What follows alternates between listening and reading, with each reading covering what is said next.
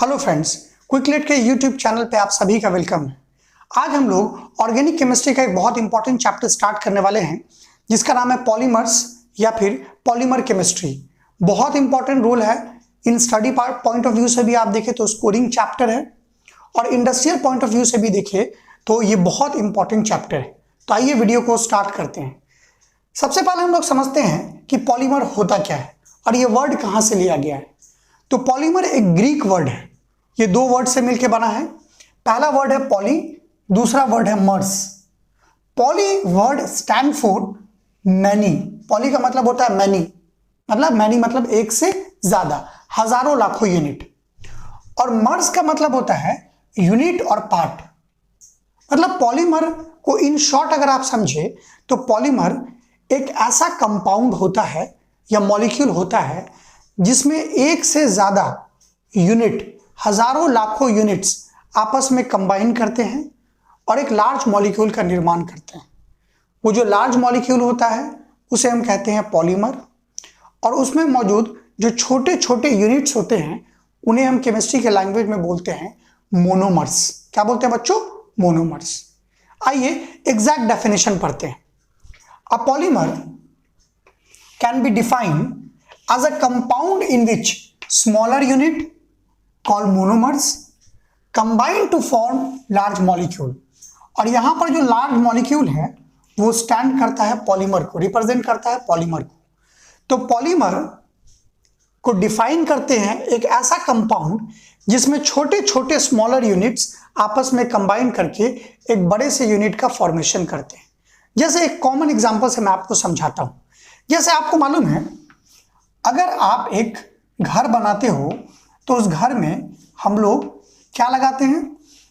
Blocks लगाते हैं, ईंट लगाते हैं।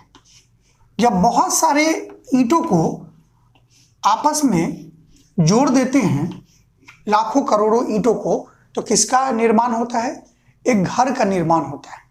तो वो जो घर हुआ ना, केमिस्ट्री का टर्म है उसे बोलेंगे पॉलीमर, क्योंकि उसमें बहुत सारे छोटे छोटे यूनिट्स आपस में कंबाइन करके एक बड़ा सा घर बनाया गया है। और ये छोटे छोटे जो ब्लॉक्स आप देख रहे हैं, ईंट आप देख रहे हैं, इनको हम लोग बोलते हैं मोनोमर्स। क्या बोलते हैं बच्चों? मोनोमर्स। क्लियर हो गया? आगे बढ़ते हैं। Monomers are building blocks of a polymer. In short कहा जाए तो monomers are the building blocks of the polymers. Polymer के फॉर्मेशन के लिए जो सबसे इंपॉर्टेंट होता है वो क्या होता है बच्चों? मोनोमर्स। मोनोमर्स, अब मोनोमर्स के बारे में थोड़ा पढ़ते हैं। Monomers are simply reactive molecule. They joined by, ये पॉइंट बहुत इंपॉर्टेंट है, they joined by covalent bond in a process called polymerisation. समझिएगा, बहुत बार एग्जाम में पूछा जाता है व्हाट इज पॉलीमराइजेशन। तो in short, polymerisation is a process of formation of polymer from monomer units. जब हम छोटे छोटे मोनोमर यूनिट से एक बड़े से पॉलीमर का निर्माण करते हैं तो इस प्रोसेस को हम लोग बोलते हैं पॉलीमराइजेशन। पॉलीमराइजेशन क्लियर है? अब आगे बढ़ते हैं। Polymers are extremely large particles having high molecular mass. जो पॉलीमर्स होते हैं वो बहुत ज्यादा मास के बहुत बड़े पार्टिकल्स होते हैं। इनमें जो यूनिट्स होते हैं या जो मास होता है वो होता है 10 to the power 3 to 10 to the power 7। समझ सकते हैं, 10 to the power 3 का मतलब हुआ हजार और 10 to the power 7 का मतलब हुआ करोड़। मतलब इसमें हजारों से लेकर करोड़ों यूनिट ऑफ मोनोमर आपस में कंबाइन करते हैं। और कौन सा बॉन्ड होता है इनमें? जनरली कोवेलेंट बॉन्ड होता है। और क्या फॉर्मेशन करते हैं? पॉलीमर। और इस प्रोसेस को क्या बोलते हैं? पॉलीमराइजेशन। अब आइए, they are also called macromolecule. Polymers को हम लोग मैक्रोमोलिक्यूल भी कहते हैं। मैक्रो का मतलब हुआ बड़ा, बड़ा मॉलिक्यूल, और माइक्रो का मतलब हुआ छोटा। मैक्रो मतलब बड़ा, माइक्रो मतलब छोटा। तो क्योंकि इसमें हजारों करोड़ों यूनिट आपस में कंबाइन करते हैं तो उसका साइज ऑब्वियस सा बात है बड़ा होगा, तो उसे हम क्या बोलेंगे? मैक्रोमोलिक्यूल्स। क्लियर है?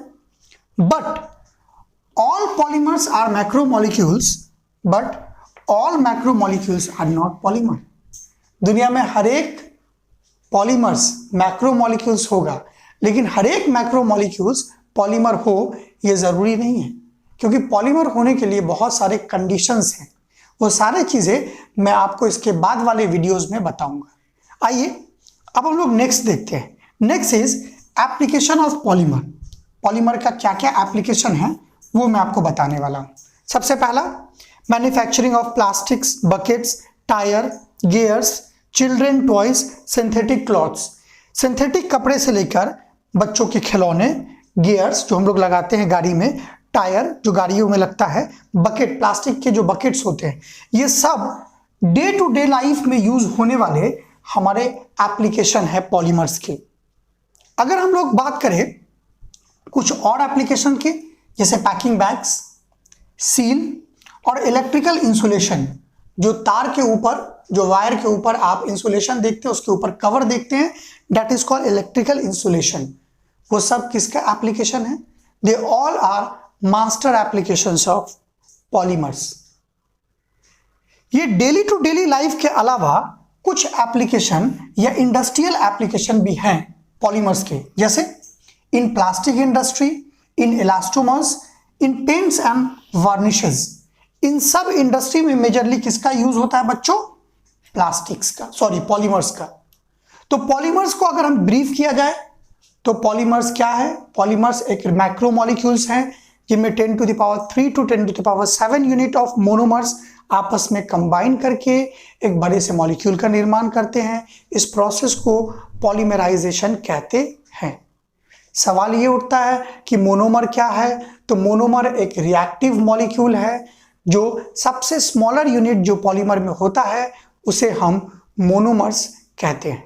ये आपस में कोवैलेंट बॉन्ड से जुड़कर एक पॉलीमर का फॉर्मेशन करता है।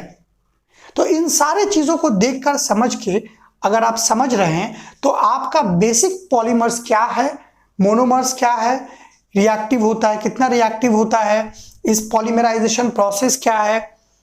हर एक पॉलीमर को मैक्रोमोलिक्यूल बोल सकते हैं, लेकिन हर एक मैक्रोमोलिक्यूल पॉलीमर होगा या नहीं होगा, ये जनरल लेवल जो कंसेप्ट है ये आपका सारा क्लियर हो गया। नेक्स्ट वीडियो में जो टॉपिक हम लोग पढ़ने वाले हैं उस टॉपिक का नाम है क्लासिफिकेशन ऑफ पॉलीमर। डिटेल पढ़ेंगे और एक एक पॉइंट को क्लियर करके पढ़ेंगे। तो वीडियो को प्लीज लाइक, शेयर और सब्सक्राइब करें और देखते रहे क्विकलेट का YouTube channel. Thank you very much.